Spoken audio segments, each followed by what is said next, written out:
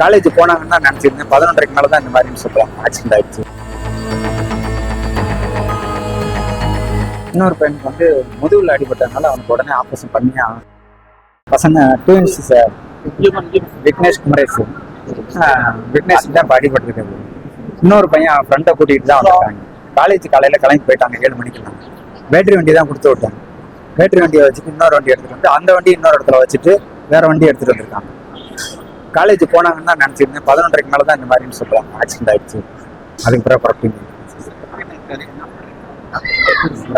ரத்தம் கசிவு இருக்கு, அதை சரி பண்ணோம்னா 2 நாள் ஆகும். ஐசியில் இருக்கான், பார்த்துட்டு சொல்கிறாங்க. காலையும் எலும்பு அடிபட்டுருக்கு, அதையும் ஆப்ரேஷன் பண்ணணும். எதனால எப்படி அடிபட்டுச்சுன்னு தெரியுமா? அது எனக்கு தெரியாது. சின்ன பையன் தான் விவரம் சொன்னான்.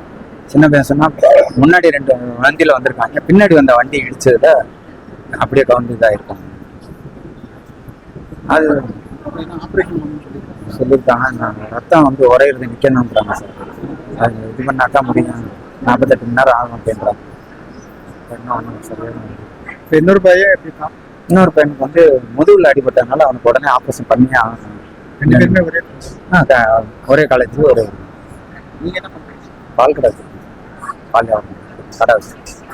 மீட்டிங் போறேன்னு எப்படி இல்லை சார்? காலேஜ் போகிறேன். காலேஜுக்கு தான் சார் நான் அனுப்பி விட்டேன். காலேஜ் தான் போயிருக்காங்க. காலேஜுக்கும் போயிட்டாங்க. நான் சின்ன பையன் சொல்கிறாங்க, காலேஜ் போயிருந்தான், வெளியே வந்துட்டான் அப்படின்னு. வெளியே இவங்க அனுப்பி விட்டதுனால வந்தானா இல்லை அவங்கள இவன் தெரியாமல் வந்தானான்ற விவரம் தெரியல. கேட்டால் தான் தெரியும். ஆர்வம் இந்த காலேஜ் நேஷனல் நான் காலேஜ் வந்து இங்கே வந்து ஆமாம் சார். 10 மணிக்கு மேலே தான் காலேஜ் விட்டு வெளியே வந்திருக்காங்க. 11:30க்குலாம் எனக்கு நியூஸ் வருது அடிபட்டுருக்காங்க. பாண்டியன்.